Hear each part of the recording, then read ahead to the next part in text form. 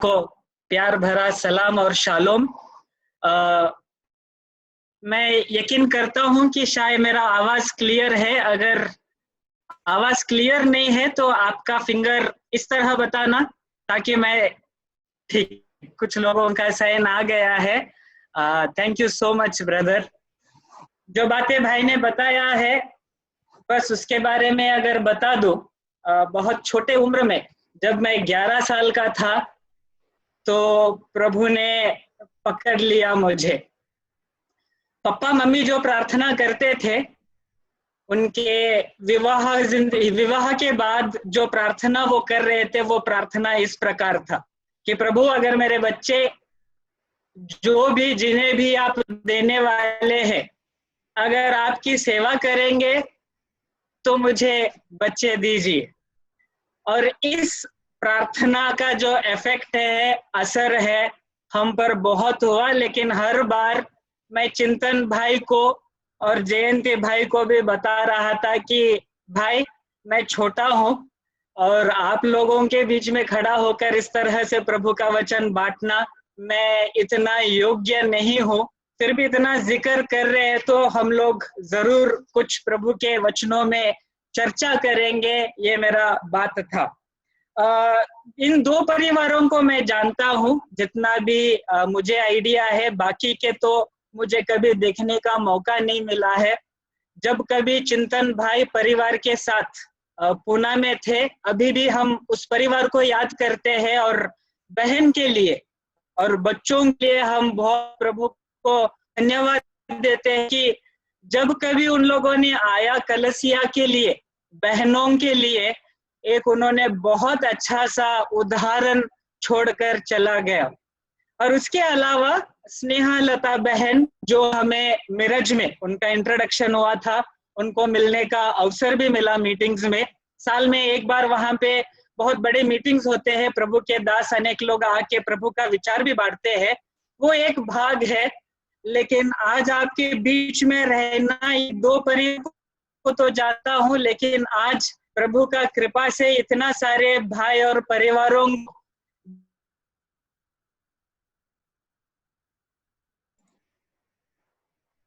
चाहूंगा। मैंने जो पढ़ा है इंग्लिश कॉन्वेंट स्कूल है, और हमेशा ऐसा हुआ है जब मेरे कलसिया में जब कभी वचन बांटने का मौका प्रभु ने दिया है, वहां पे तेलुगु में बांटने का मौका मिला है। उसके वजह से मुझे थोड़ा सा तेलुगु सीखना पड़ा, उसका पढ़ना और लिखना। और उसके बाद जब मैं पुणे में आया, हिंदी का जरूरत लगा। हिंदी में मैं बहुत कच्चा हूँ। अगर आप लोग हिंदी के शब्दों पर ध्यान देंगे तो आप लोगों को जरूर गलतियां मिलेंगे। बस एक ही इच्छा है, प्रार्थना है कि अगर हमारा ध्यान प्रभु के बातों पे रहा और भाषा पे नहीं, तो प्रभु जो हमसे कहना चाहता है वो जरूर हम लोगों को मिलेगा। ये सारी निमंत्रण के लिए और प्यार से मुझे ये इनविटेशन देने के लिए हर किसी को मैं सलाम कहना चाहूंगा। कुछ बातें हम प्रभु के वचनों से देखेंगे। मन अच्छा लगा जब मैंने इस मीटिंग के लिए प्रार्थना कर रहा था, तो एक विचार जो मन में प्रभु ने दिया था कि वो ये, कलसिया में रहते हुए एक परिवार को ऐसे कौन से निर्णय लेना चाहिए। कलसिया में आने के बाद कहीं लोगों को कहीं निर्णय लेना होता है। कलसिया में आ गए, बात यहाँ पे खत्म नहीं हुआ। कलसिया में आने के बाद बहुत सारे निर्णय एक परिवार को लेना पड़ता है। और ये बात जब विचार सर में घूम रहा था, तो 2 दिन पहले मैंने चिंतन भाई का वो इनविटेशन मीटिंग जूम का देख लिया। वो देखने के बाद वहां पे टॉपिक था फैमिली प्रेयर। वो देखकर सचमुच में मन आनंद हुआ, क्योंकि जो विचार ने प्रभु दिया था उस विचार पर हम लोग कुछ बातों को इस पवित्र बाइबल में से मनन करेंगे। उसके लिए पवित्र शास्त्र में से हम 2 भागों को पढ़ेंगे। बुक ऑफ जोशुआ, यहोशुआ का पुस्तक, उसका 24वां अध्याय 24th चैप्टर और उसका 15th वर्स। यहोशुआ उसका 24वां अध्याय और 15वां वचन। उसके पहले 2-3 भागों को मैं पढ़ूंगा। यहाँ पे एक निर्णय जो यहोशुआ अपने लोगों को, इजराइल मंडली को बताता है, वो निर्णय ये है, और यदि यहोवा की सेवा करनी तुम्हें बुरी लगे तो आज चुन लो कि तुम किसकी सेवा करोगे, चाहे उन देवताओं की जिनकी सेवा तुम्हारे पुरखा महानद के उस पार करते थे, और चाहे यमोरियों के देवताओं की सेवा करो जिनके देश में तुम रहते हो। अब यहोशुआ कहता है, परंतु मैं तो अपने घराने समेत यहोवा ही की सेवा नित करूंगा। दूसरा भाग, एक और निर्णय जो हम लोगों को और परिवार को लेना होता है, वो उत्पत्ति का पुस्तक, द बुक ऑफ जेनेसिस, उसका 2 अध्याय चैप्टर 2, और हम लोग वर्सेस पहले 8 और 9, या फिर हम लोग 7, 8, 9 को पढ़ेंगे। उत्पत्ति का पुस्तक 2 अध्याय और उसका 7, 8, 9 मैं पढ़ रहा हूं। तब यहोवा परमेश्वर ने आदम को भूमि की मिट्टी से रचा और उसके नथनों में जीवन का श्वास फूंक दिया और आदम जीवित प्राणी बन गया। और यहोवा परमेश्वर ने पूर्व की ओर अदन में एक वाटिका लगाई और वहां आदम को, जिसे उसने रचा था, रख दिया। ब्रदर आपका ऑडियो प्रॉब्लम हो रहा है, ऑडियो नहीं आ रहा है। 1 मिनट ब्रदर, 1 मिनट। हाँ, इसलिए मैं थोड़ा सा सेट किया है, पर ऑडियो में भी प्रॉब्लम हो रहा था। अभी मेरा ऑडियो दिखाई दे रहा है ना ब्रदर? ऑडियो सुनाई दे रहा है, तो अभी बीच बीच में नेटवर्क का थोड़ा प्रॉब्लम है। आपका वीडियो मैंने बंद कर दिया है ऑडियो क्लियर करने के लिए। ओके ओके ओके, अब कैसा है? अब ठीक है? अभी भी प्रॉब्लम है? हाँ, थोड़ा डिस्टर्बेंस आ रहा है ऑडियो में। अब बस मैं 1 मिनट मुझे दीजिए, मैं नेटवर्क एक बार चेक करता हूँ। कभी कभी कोई कॉल करता है तो इस तरह का प्रॉब्लम्स भी आते हैं। बस 1 मिनट भाई। ओके।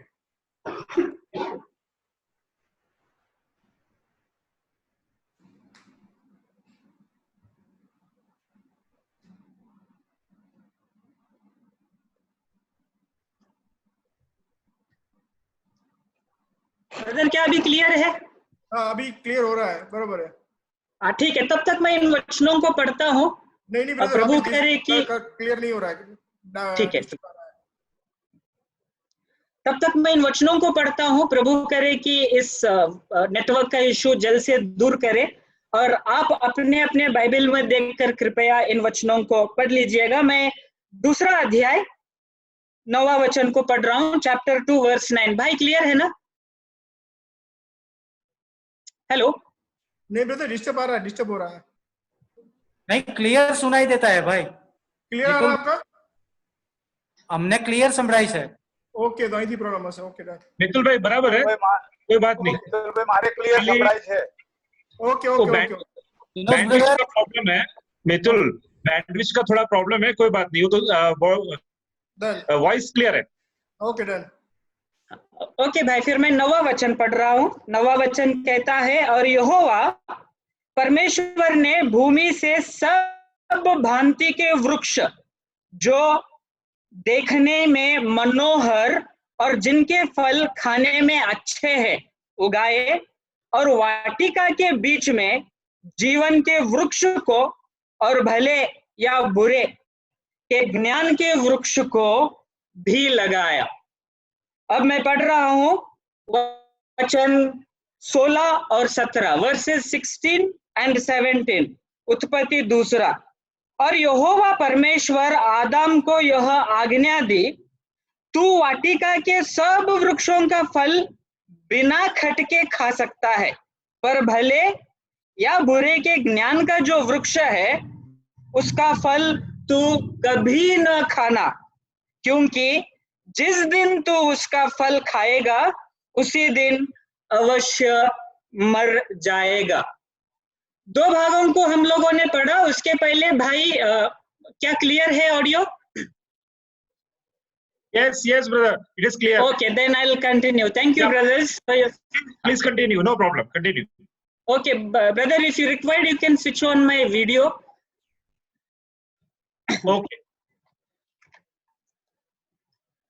Mitul? Mitul? रिक्वेस्ट ठीक है, हम लोगों ने दो भाग पुस्तक में से पढ़ा। सबसे पहले हम लोगों ने पढ़ा यहोशुआ। यहोशुआ जब निर्णय लेता है, कौन सा निर्णय है ये? मैं और मेरा परिवार यहोवा की सेवा करेंगे। ये निर्णय यहोशुआ ने जब लिया था वो उस समय का निर्णय नहीं था। वो कई साल पहले वो निर्णय लिया था। कब लिया था? वो मूसा के साथ कौन से समय से साथ में रहने लगा वो तो हम नहीं जानते। एक समय ऐसा आता है जब हम लोग मूसा को और यहोशुआ को पर्वत पे हम लोग देखते हैं।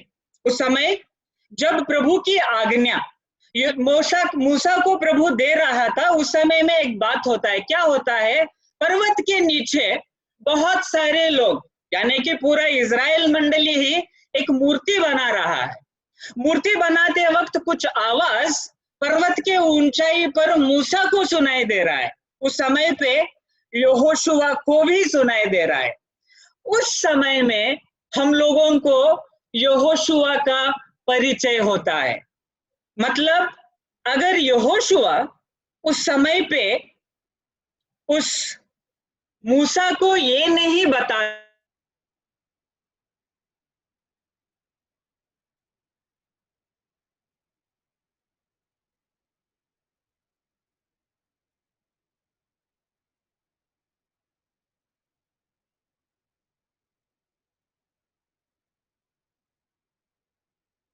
बात नहीं करता तो शायद हमें यहोशुआ का परिचय आखिरी पुस्तक में होता, आखिरी अध्याय में होता, जब यहोवा मूसा से कहता है, मूसा तेरा समय आ गया है, अब मैं तुझे लेने वाला हूं।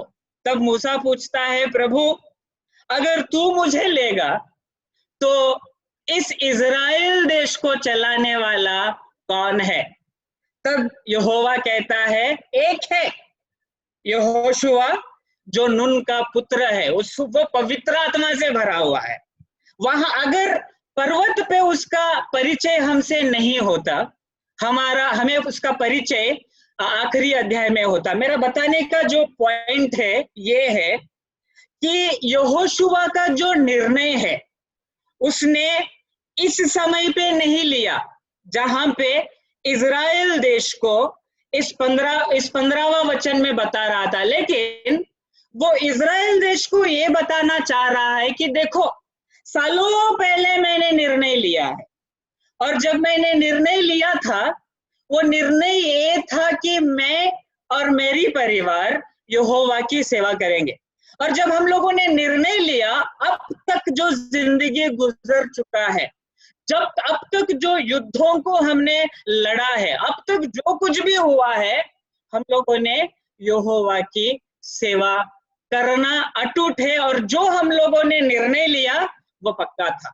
और अभी भी हम यहोवा की सेवा ही करते जाएंगे। वहां पे वो अपना अनुभव बताकर फिर इजराइल देशवासियों को कहता है, अब आप चुन लो किसकी सेवा करेंगे, यहोवा की सेवा करेंगे या फिर अब तक जितने भी लोग, वो अमोरिया क्यों हो, अमोनिया क्यों हो, जेबूसी क्यों हो, क्या उनके देवताओं की पूजा करेंगे, लेकिन मैं यहोवा की सेवा करता जाऊंगा। इस बात को लेकर सबसे पहले इज़राइल देश जो हमें कलसिया का दृश्य दिखाता है। हम लोगों ने अदन का वाटिका को भी पढ़ा और हम लोग इस इज़राइल देश, उस मंडली को भी हम पढ़ रहे हैं। इज़राइल देश उस समय में अभी का जो हमारा कलसिया है उसका एक क्या बोलते हैं, इमेज है, एक छाप है। क्यों? उस समय में दो रीजंस काफी है।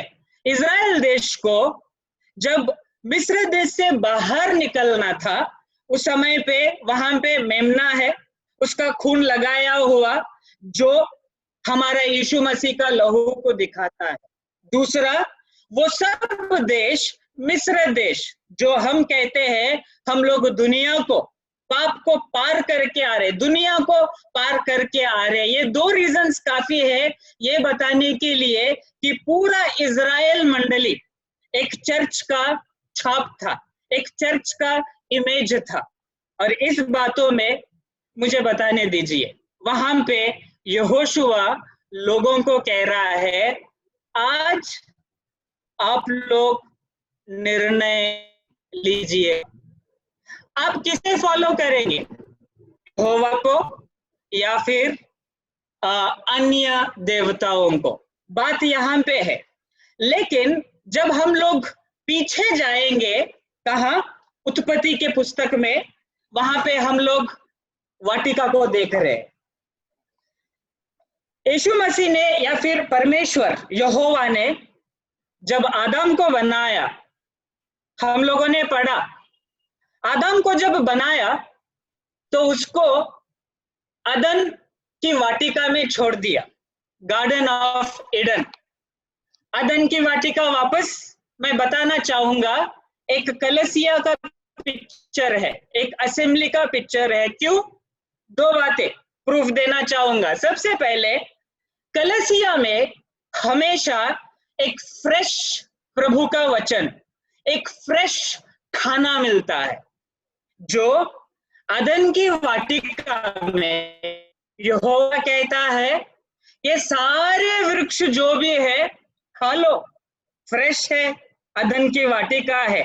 दूसरा प्रूफ ये है कि अदन की वाटिका में रूल्स, नियम सिर्फ यहोवा का चलता है। हमारे इधर के कलसिया में भी सिर्फ यहोवा का रूल्स चलता है। दो बातें कलसिया मैंने कहा है।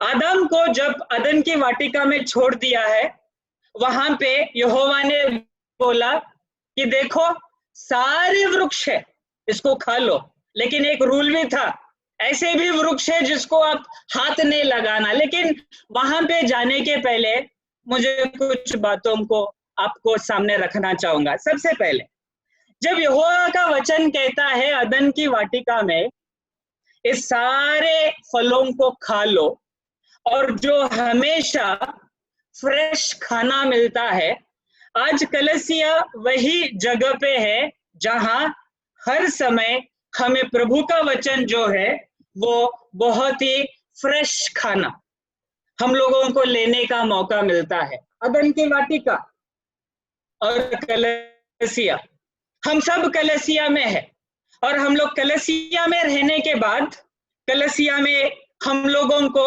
इस फ्रेश खाना को खाना है।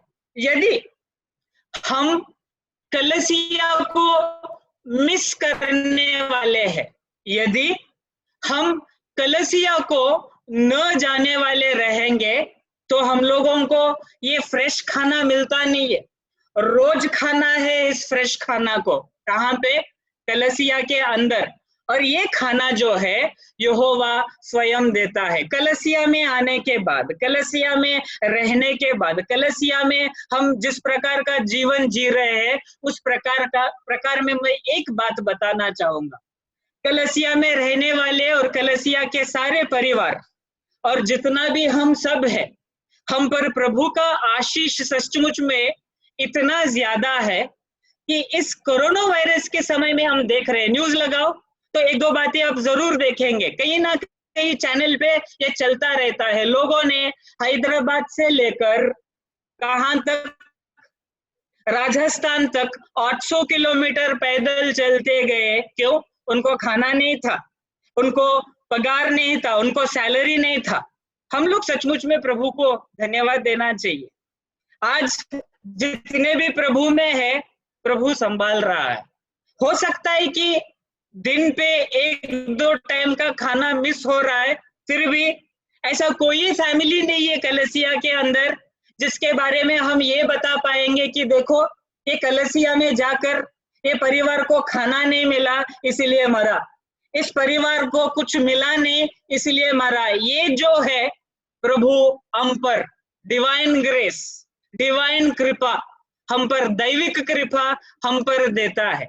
ये बात मैं ये बताना चाहूंगा, ये एक कलसिया के अंदर जब हम रहते हैं ना, तो इस तरह का कृपा हम लोगों को मिलता है। आज बहुत लोग कलसिया में आने के बाद, कलसिया में बढ़ने के बदले, कलसिया में इस वचनों के आधार पर जीने के बदले उनको हमेशा दूसरों के परिवार पे उंगली दिखाकर दिखाकर दिखाकर खुद को कलसिया से दूर रखते हैं। प्रभु का वचन ये नहीं, जब प्रभु का हमारा परिचय हुआ है, ये एक रूल है कि प्रभु ने आदम को अदन की वाटिका में छोड़ा। हम लोगों को एक कलसिया रहना बहुत जरूरी है। प्रभु का इच्छा है कि अदन की वाटिका में ये रहे, और हम जो प्रभु के बच्चे हैं, जिसको प्रभु का परिचय हुआ है, वो चाहता है कि हम भी कलसिया के अंदर रहे। एक बात बताना चाहूंगा, जब हम कलसिया के अंदर है, और खास मैं गुजराती के लोगों को मैं बताना चाहूंगा, हम जो कलसिया में है ना, जो हम ब्रेथरेन की कलसिया, प्रेरितों के शिक्षण के अनुसार चलने वाली कलसिया, जो अपने आप को हम कहते हैं ना, हम लोग प्रभु को धन्यवाद कहना चाहिए। गुजरात के उस हर कलसिया के परिवार को मैं एक बात बताना चाहूंगा, ये बात कि जिस प्रकार आदम को अदन की वाटिका में रखा, आप लोगों को यहोवा ने इस कलसिया, ब्रदरन की कलसिया में रखा है।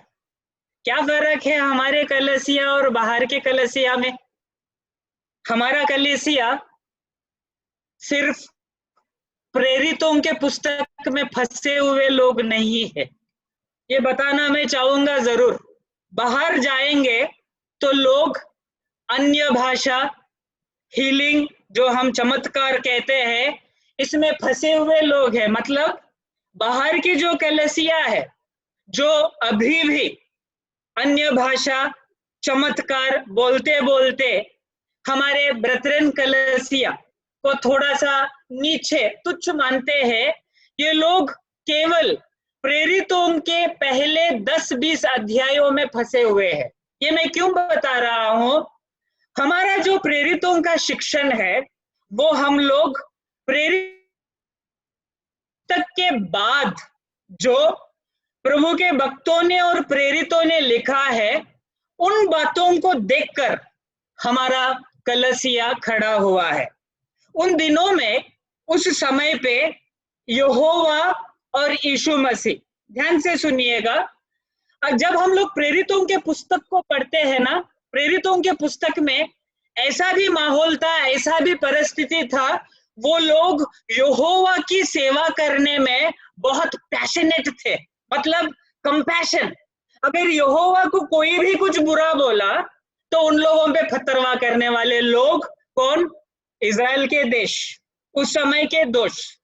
और उस समय पे जब यहोवा की सेवा करने वाले ये लोगों ने जब देखा कि ऐसे भी लोग हैं जो आज नया शुरू किया है, वो कौन सी नई बात? यीशु मसीह का नई बात। यीशु मसीह प्रभु है, यीशु मसीह परमेश्वर है। जो ये बात ये लोग बता रहे थे, इस बात पे यहोवा की सेवा करने वालों को भड़क गए, गुस्सा आ गया। क्यों? वो जो कर रहे थे उस समय पे वो सही ही था। पुराने नियम में हम लोग देखते हैं, मेरे अलावा कोई दूसरा यहोवा या कोई दूसरा इंसान की पूजा करेंगे तो उसको निकाल दो, उसको हटाओ, उसको दूर रखो। और वो बात वही कर रहे थे। और उस समय पे ये दो चिन्ह बहुत जरूरी था। किसको? जो यीशु मसीह को स्वीकार के यीशु मसीह के पैरों पे चल रहे थे, वो थे प्रभु का शिष्य। इसलिए पेंतीकोस्त के दिन पे जब पवित्र आत्मा से भरपूर लोगों ने जब वहां पे बातें कर रहे थे, बहुत क्लियर पिक्चर है वहां पे जो बातें जिन पे पवित्र आत्मा आया था और जो बातें कर रहे थे, सुनने वालों ने ये बोला, क्या बोला कि ये अन्य भाषा तो बोल रहे हैं, लेकिन हर कोई उस भाषा, जो वो भाषा को जानते हैं, वो समझ पा रहे हैं। मतलब वो भाषा एक समझने वाली भाषा था। उदाहरण, अगर उस भीड़ में मराठी वाले थे, उस भीड़ में गुजराती वाले थे, उस भीड़ में राजस्थानी वाले थे, हिंदी वाले थे, तेलुगु वाले थे, मलयालम के लोग थे, तो उन लोगों को अपने अपने भाषा में वो सुनाई दे रहा था। आज लोग क्या बोलते हैं कि अन्य भाषा। परसों मैंने एक मीटिंग को गया था, बहुत महान स्पीकर था, और बचपन में मैं उनका जो बातें थे, उनका जो सॉन्ग्स थे वो सुनता था। और वो लेखक है जिसने ये गीत को लिखा, जैसा माता संभालती है वैसे यीशु संभालता है। और उनके बारे में मैंने काफी सुना था, और जब उनके बारे में मैंने सुना और मैंने ये समझ लिया कि वो पुणे में बगल वाले ग्राउंड में ही वो प्रीचिंग के लिए आया है, तो तब बस गीत उनका बचपन से सुनते आया हो, तो सोचा एक बार जाके मीटिंग में देखकर आए। तो वहां पे वो अनाउंस करते वक्त उसने बोला, जिस किसी पे भी पवित्र आत्मा आया है वो अन्य भाषा बोलने लगा। लेकिन जब वो अन्य भाषा बोल रहा था ना, किसी को भी समझ में नहीं आया। लेकिन प्रेरितों के पुस्तक में जब शिष्यों ने अन्य भाषा बोल रहा था, लोगों को समझ में आया। और उसके बाद जब आगे हम लोग निकल जाएंगे तो आगे हम लोगों को ये समझ में आएगा कि वहां अभी जरूरत नहीं है अन्य भाषाओं का। लेकिन आज अगर हम सोचेंगे कि बाहर की कलीसिया अच्छा है, वहां की कलीसिया अच्छा है, तो हमारा विचार टेस्ट करना है, सही रूट पे भी लाना है। बात आता है चमत्कारों का। चमत्कारों का तो अभी भी हमारे कलीसिया में होता है। आपके एल्डर्स को पूछो, प्राचीनों को पूछो, प्रधानों को पूछो, कभी कोई कुछ होता है, लोगों को पूछते हैं, प्रभु के दासों को पूछते हैं, प्रार्थना करते हैं, हीलिंग तो है ही। लेकिन प्रेरितों का शिक्षण जो है वो अन्य भाषा और चमत्कार नहीं था। हेलो, क्या मैं क्लियर हूं भाई? नहीं, Yes, brother, carry on. I am clear right? Yeah, you're clear. हाँ, मुझे स्टॉप कीजिए अगर मैं क्लियर नहीं हूं, नहीं तो वो क्या वो जनजनाती हूँ, मतलब वो आवाज होगा, मैं बस बातें कर रहा हूँ, किसी को समझ में भी नहीं आ रहा है। No, sure, we will help you. Don't worry. Thank you so much brother. Yeah. Let me proceed. और मैं ये बता रहा था कि उस समय पे ये दो बातों का बहुत जरूरी था। और हमारे कलीसिया में, अपने कलीसिया में भी चमत्कार है। बस 3 दिन पहले या फिर पिछले हफ्ते की बात है, एक भाई और बहन जो कलीसिया के थे, वो बहन ने आंध्रा से फोन किया और बोला, छोटी बेटी है, 1 साल की बेटी है, 3 दिन से बीमार है, यहाँ पे कोरोना वायरस के वजह से हॉस्पिटल जा नहीं पा रहे हैं, भाई थोड़ा सा प्रार्थना करेंगे तो अच्छा रहेगा। उनका पति जो पुणे में है और पत्नी जो वहां पे है, दोनों भाई बहन, और उनकी छोटी बेटी है, बस फोन पे प्रार्थना किया। प्रभु की कृपा, सुबह तक उनका मैसेज आ गया कि 3 दिन का जो बुखार उतर नहीं रहा था, सुबह तक उतर गया। ये चमत्कार तो हमारा कलीसिया में भी है, लेकिन बात अन्य भाषा और चमत्कारों का नहीं है। बात जो प्रेरितों ने हम लोगों को सिखाया वो ये है कि लोगों का पापों का क्षमा होना, और हम लोग ये फॉलो कर रहे हैं।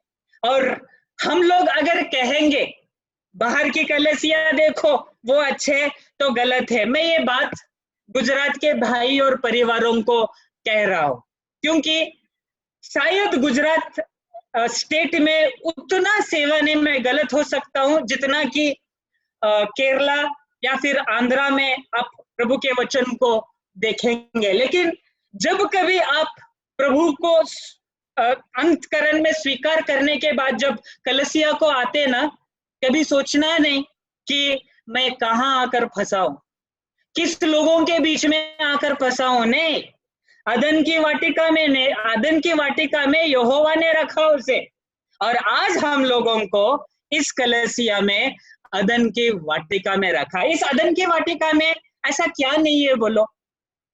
परमेश्वर को कुछ प्रिय बातें हैं। कौन सा है?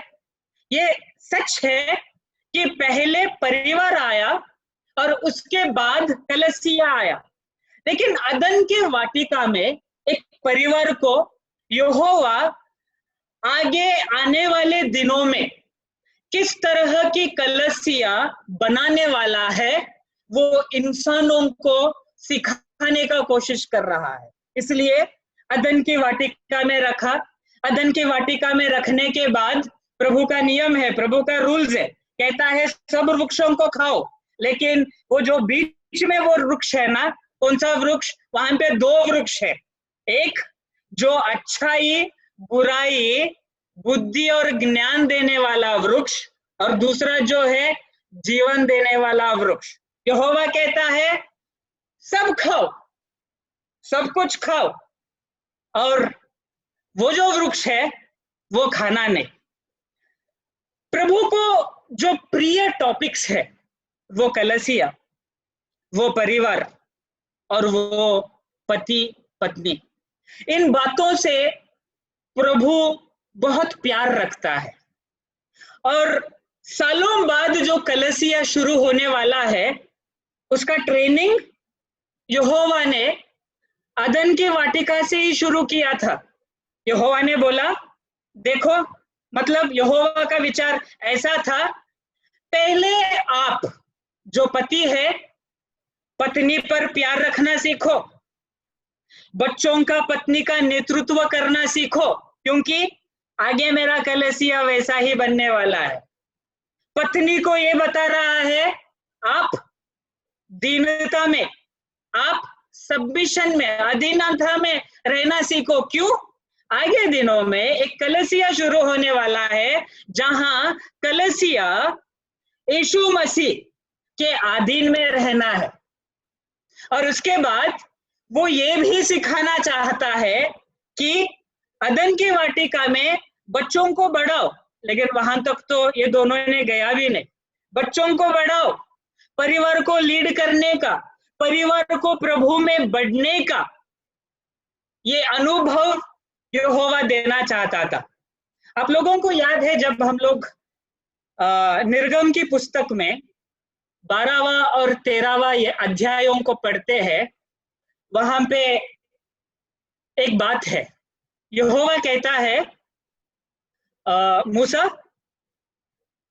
आप हर साल जो फेस्टिवल्स है बिना कोई मिस करते रहना, इतना करते रहना कि बच्चे आपको पूछे, क्या पूछे कि पापा ये फेस्टिवल्स को हम क्यों मना रहे हैं। मेरी छोटी बेटी है 3 साल की, उस बात को समझाने के लिए बस ये उदाहरण दे रहा हूं। मेरी छोटी बेटी है 3 साल की है, छोटी है, और जब हम लोगों को लगा कि शायद उसको थोड़ा सा समझ में आ रहा है बातों का, तो रात को उसको सुलाते वक्त एक छोटा सा प्रार्थना करवाते हैं।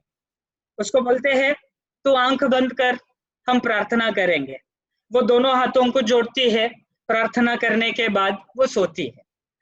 3 दिन हो गया, 4 दिन हो गया, 5 दिन हो गया, लेकिन अचानक से उसने एक बार पूछा, उसको बातें तो नहीं आ रहा है, लेकिन उसके लैंग्वेज में वो पूछने की कोशिश कर रही है। क्या पूछने की कोशिश कर रही है?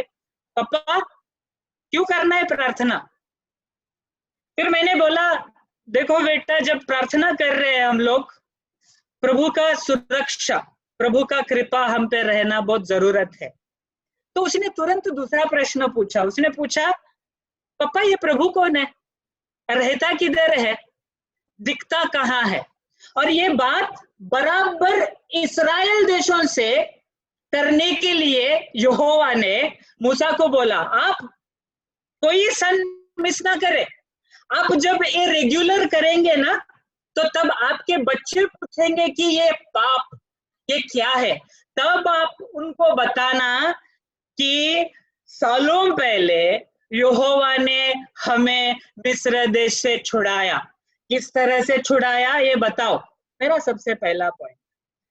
क्या आपके बच्चे माता पिताओं को कभी पूछा, पापा मम्मी इतना आप कलसिया कलसिया बोलते हो, इतना आप परमेश्वर परमेश्वर बोलते हो, इतना आप प्रभु प्रभु बोलते हो, है कौन ये? कभी आपके घर पे ऐसा माहौल हुआ कि बच्चे जान पा रहे हैं कि मेरे मम्मी पापा को जब प्रभु प्रार्थना कलसिया का समय आता है ना, तो वो प्रार्थना प्रभु कलसिया उनके लिए इतना इम्पोर्टेंट है कि उसके अलावा उनका मन और ध्यान कहीं और नहीं भटकेगा। अगर हमारे बच्चों ने हम लोगों को इस प्रकार का नहीं पूछा, तो आज अपने परिवारों को, माता और पिता, मम्मी डैडी, मैं विनती करता हूं एक बार सवाल करें, क्योंकि अगर अभी बच्चों को नहीं समझा, आपका इम्पोर्टेंस कलसिया के बारे में अभी नहीं समझा, तो उन लोगों को कभी नहीं समझेगा। और पॉइंट यही है, यहोवा इन बातों को सिखाना चाह रहा है। किसे? आदम को। ईदन के वाटिका में कौन कौन है? अदन की वाटिका में एक सिंगल मैन है, एक बैचलर है। वो भला आदम हो, लेकिन हमारे जीवन में, हमारी कलसिया में कहीं सिंगल बहनें हैं, कहीं सिंगल भाइयां हैं। कैसा था जीवन? आदम का जीवन कैसा था? वो अच्छा बुराई फल खाने के पहले उसका जीवन था। मैं ये बता दूं भाई बहनों, प्रियो, एक बात मैं बता दूं, हमारा जो नया जीवन है ना, हमारा नया जीवन बिल्कुल उस प्रकार की होना चाहिए जिस प्रकार आदम का जब से वाटिका में उसको छोड़ दिया, तब से लेकर वो अच्छा बुराई का फल खाने तक जैसा जीवन था ना, वैसा जीवन हमारा होना चाहिए। लेकिन हमारा उल्टा होता है। वृक्ष खाने के बाद जो जीवन, जो जिंदगी आदम ने जिया है ना, उस प्रकार का हमारा जीवन प्रभु ने फूंका, श्वास को फूंका। मतलब हमने जब पवित्र आत्मा को फूंका, तो पवित्र आत्मा को फूंकने के बाद उसने हम लोगों को कलसिया में छोड़ दिया, और कलसिया में छोड़ने के बाद वो ये चाहता है कि हमारा जीवन उस प्रकार की हो जो पाप विरहित, जिसमें पाप नहीं था। किसमें? आदम में। कब से कब तक? वापस मैं कहना चाहूंगा, जब से उसने उसका निर्माण हुआ, श्वास यहोवा का उसमें चला गया, तब से लेकर जब तक वो वृक्ष नहीं खाया, वो जिंदगी आज हमारे जीवन में होनी चाहिए। कैसा था वो माहौल? फलों को खा रहा है, फ्रेश है, अकेला है। जो अकेले भाई बहन कलसिया में है, उनको बस ये एडवाइस देना चाहूंगा प्रभु में। आदम ने खुद को नहीं चुना। उसको कभी लगा नहीं, अरे मैं अकेला हूं, मैं अकेले हूं, बस अभी मेरा शादी का टाइम हुआ है, शादी होने का टाइम हुआ है। मैं ये बता दूं, जिस प्रकार से आदम जीवन जी रहा था ना, यहोवा ने उसको देखा और कहा इंसान को अकेला रहना अच्छा नहीं है। तब तक क्या कर रहा है? तब तक वो पवित्रता में था। तब तक क्या कर रहा है? तब तक वृक्षों को, मतलब प्रभु के वचनों को इस कलीसिया में रहकर उसका आनंद ले रहा है, उसमें बढ़ रहा है। हर भाई बहन जो सिंगल्स है, विनती करता हो प्रभु को भी विचार करने दो, और जरूर जब टाइम आएगा ना, आपका विवाह होगा, प्रभु स्वयं करेगा, क्योंकि हम लोग उसके कलीसिया में है। उसका चिंता हम पर हमेशा रहता है। सही समय आने के बाद वो स्वयं वो कर देता है। तो तब तक हमारा रिश्ता किसके साथ? यहोवा के साथ। पति पत्नी दोनों भी आ गए। अभी ध्यान से सुनो, पति पत्नी जब दोनों आ गए, उस वृक्ष के पास आ गए, यहोवा ने कहा यहाँ पे 2 वृक्ष तो है, लेकिन एक जो वृक्ष है ना, उसको हाथ लगाना नहीं। इन लोगों ने क्या किया? उसी वृक्ष को देखा, उसी फल को देखा। कलीसिया के अंदर 2 बातें हमेशा रहता है। मेरा तो टॉपिक अभी शुरू हुआ है, लेकिन समय तो समाप्त हो रहा है। जो भी रहे, मैं 3-4 मिनट लेके 5 मिनट में मैं खत्म कर दूंगा। 2 वृक्ष है, एक अच्छा बुराई ज्ञान देने वाला, और दूसरा जो वृक्ष है वो कौन सा वृक्ष है? ट्री ऑफ लाइफ, जीवन देने वाला वृक्ष। लेकिन ये लोगों का नजर किस पे पड़ा?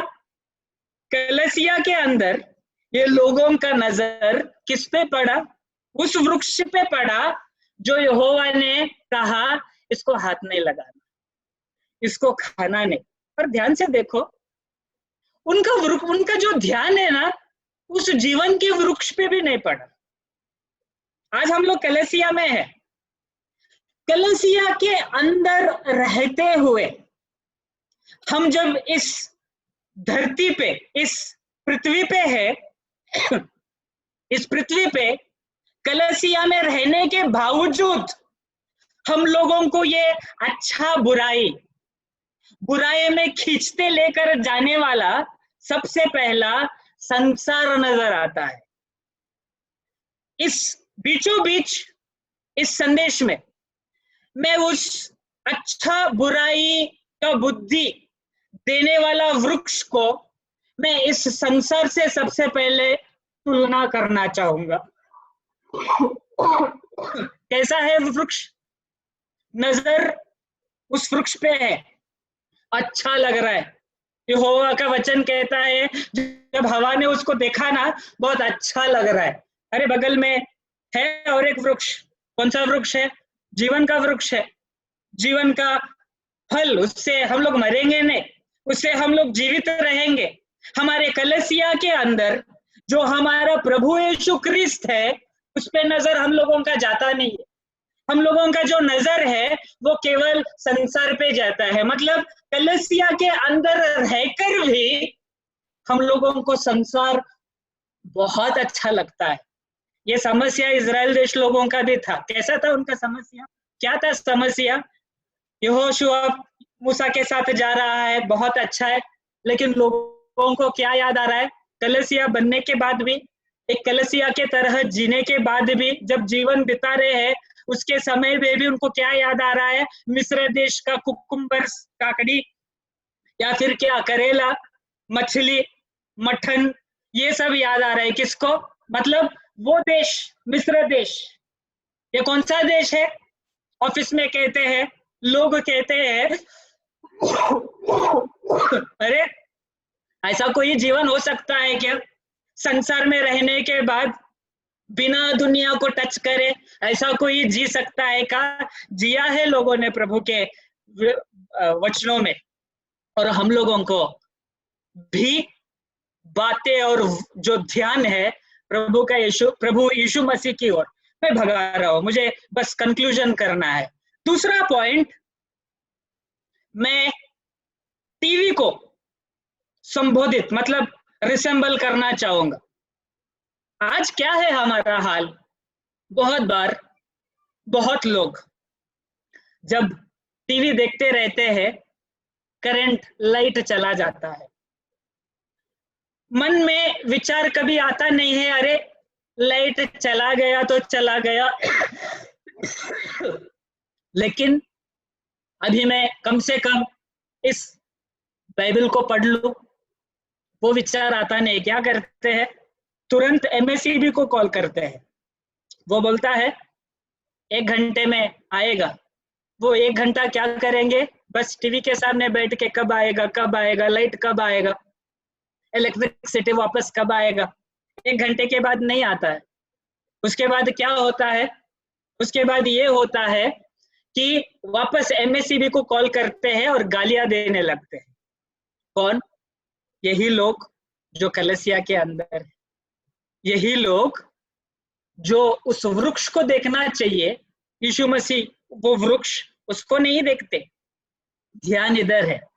इस बात पे मैं एक बात बताना चाहूंगा। देखो, अदन की वाटिका जो कलीसिया माहौल है बिल्कुल उसी तरह है जैसा हम लोगों का आज कलीसिया है। मतलब शाम के समय वहां पे वचन में लिखा है in the cool off the day. वो हिंदी में मुझे पता नहीं किस प्रकार से दिया है। तब रोज यहोवा बातें करने लगता था। आज हमारा भी है। शाम के समय पे देखो, गुजरात के भाई बहने कलीसिया 6 से 7 बजे तक बस प्रभु का वाणी, प्रभु का आवाज सुनने के लिए बैठे हैं। प्रभु की महिमा हो। 7 से 8 बजे मिरज मालवा उनका होता है, 8 से कई दूसरे लोगों का होता है। अच्छा है पिक्चर, लेकिन बात सिर्फ ये शाम समय का नहीं है। बात यहोवा ने आदम को कहा, जब अदन की वाटिका के अंदर रहोगे ना, तो अदन की वाटिका के अंदर रहते हुए भी वृक्षों को, फलों को, इसको खाओ, लेकिन आपका नजर उस पर नहीं जाना चाहिए। मतलब हमारा भक्ति का समय केवल उस समय पे दिखनी नहीं चाहिए जिस समय पे प्रार्थना होती है।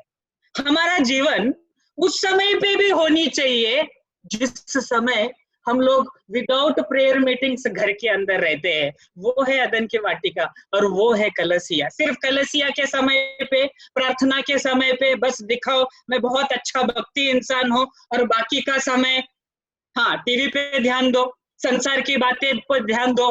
टीवी के बारे में बता रहा था ना, वो ऐसा है बात, टीवी सिर्फ बिगाड़ेगा।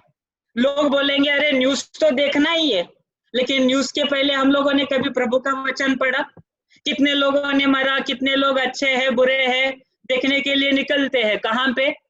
सुबह सुबह न्यूज। लेकिन कभी ध्यान गया है इस पर? कलीसिया के अंदर रहते हुए भी हमारा मन किसी और चीज पे जा रहा है। तीसरा बात मैं मोबाइल बताना चाहूंगा, लेकिन उसके बारे में मैं डिटेल्स नहीं दूंगा क्योंकि मेरा समय समाप्त हो रहा है। लेकिन मैं ये बताना चाहूंगा, आज मोबाइल इतना ज्यादा हो गया है। एक समय ऐसा था बस कॉल्स के लिए यूज करते थे, और कॉल्स यूज करने के बाद हम मोबाइल बस रख देते हैं। और ये मोबाइल आज इंसान को अच्छा बुराई सिखाते सिखाते लोगों को बिगाड़ दे रहा है। जीवन का वृक्ष है साइड में, और हम लोग कलीसिया में रहते हुए हमेशा हमारा मन, हमारा ध्यान इन बातों पे रहता है, लेकिन उस जीवन के वृक्ष पे कभी गया नहीं। जीवन के वृक्ष क्या है? बाइबल जब हम लोग उस पुस्तकों में पढ़ेंगे ना, वो कहता है जीवन का वृक्ष अगर उसका फल खाते तो उनका अनंत जीवन, मतलब उनको मौत कभी था ही नहीं। लेकिन कभी उन लोगों ने उसको खाया ही नहीं। और हम लोग आज कलीसिया के अंदर रहते हुए बस अच्छा चल रहा है, लेकिन यीशु मसीह को खाना हम लोग मिस करते हैं। यूहन्ना के सुसमाचार में 6वां अध्याय में वो क्या कहता है? मुझे खाओ, मुझे खाओ। मुझे खाने से क्या होगा? आप लोगों को अनंत जीवन मिलेगा। और वो वृक्ष वही है, वाटिका के अंदर है। वाटिका के अंदर उनका नजर वाटिका के अंदर से उन बातों पे था जिन बातों को यहोवा ने हमेशा की तरह मनाई किया था। अच्छा बुराई आपको संसार सिखाएगा, अच्छा पता नहीं कितना परसेंटेज होगा, और बुराई की तरफ खींचता लेकर आएगा। आपका जो इंटरनेट कनेक्शंस है, मोबाइल्स है, घर पे जो टीवी है, ये सब आप लोगों को बुराई की तरफ खींचता ले जाएगा। लेकिन आप लोगों को पता है, ये पवित्र बाइबल एक ऐसा पुस्तक है, प्रभु यीशु मसीह एक ऐसा हमारा उद्धार करता है। जब पवित्र शास्त्र पढ़ेंगे ना, वो तो अच्छाई सिखाएगा, लेकिन बुराई से भी वो दूर करेगा। मेरा समय समाप्त हो रहा है। हम लोगों को निर्णय लेना है। कौन सा निर्णय? परिवार के साथ कलीसिया में रहकर यहोवा की सेवा करना है। कलीसिया के अंदर रहकर हम लोगों को उस अदन की वाटिका, जो माहौल वृक्ष के फल, अच्छा बुराई का फल खाने के पहले था, उस प्रकार का जिंदगी, हमारा ध्यान यीशु मसीह पे हो। और जब हम लोग यीशु मसीह पे नजर लगाएंगे ना, तो हम लोगों को किसी में भी अच्छा बुराई नहीं लगेगा, क्योंकि उसका अच्छा ही इतना ज्यादा रहता है, इतना तेज रहता है कि किसी और पे हमारा मन जाएगा ही नहीं। कौन सा निर्णय लेंगे आप? किस प्रकार के निर्णय लेंगे? इतना सालों के बाद जब यहोशुआ आया तो लोगों को कहा, मैं तो यहोवा की सेवा करूंगा। आप लोग, एक समय ऐसा भी था, कहा पतरस के समय में क्या हुआ था? वहां के एल्डर्स, वहां के लोगों ने पकड़ा और बोला, आज के बाद प्रभु यीशु मसीह के बारे में कभी भी बताना नहीं, शांत। उन्होंने एक ही चैलेंज दिया। कौन सा चैलेंज? आप डिसाइड करो कि हम आपकी बातें सुने या फिर यहोवा की बातें सुने।